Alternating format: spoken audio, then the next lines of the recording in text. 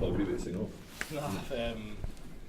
No, it was extremely frustrating second half. I think we just defended for most of the second half, and it seemed whenever we had the ball, we were just a bit sluggish and off the pace, and you just can't, give away penalties at the breakdown and defend driving mauls and defend multiple phases in your own 22, and then kick out and then do the same again over and over again. And I think in the second half, that's what happened. And whenever we had the ball, we just were a yard or two off the pace, unfortunately.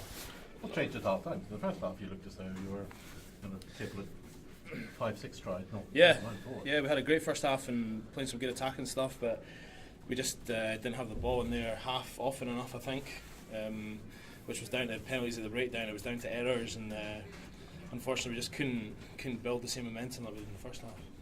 Alan seemed pretty unhappy when he came up here. I take it there was a few hard words in the change rooms afterwards. Yeah, that's the thing. You can say all you want about players leaving and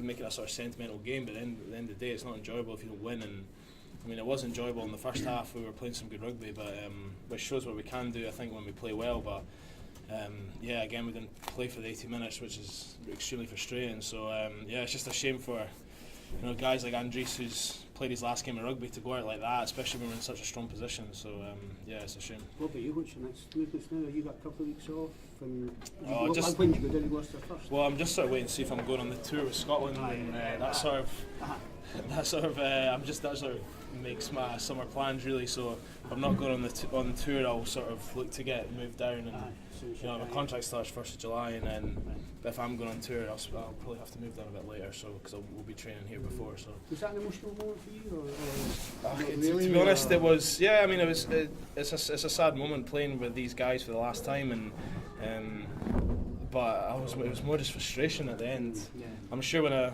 wake up tomorrow and look back, I'll feel more sentimental. But it's the guys that you play with in the jersey. It's not necessarily the jersey itself. And it's been a pleasure playing with such great rugby players, but also great guys on and off the pitch. So that's what saddens me the most. But that's the nature of rugby. It's a shame you've got guys you've been with every day for the last 3 or 4 years, and then they fly off to the other end of the world, and you'll see them sporadically. So if again, so it's that's the nature of rugby. Yeah. What about you?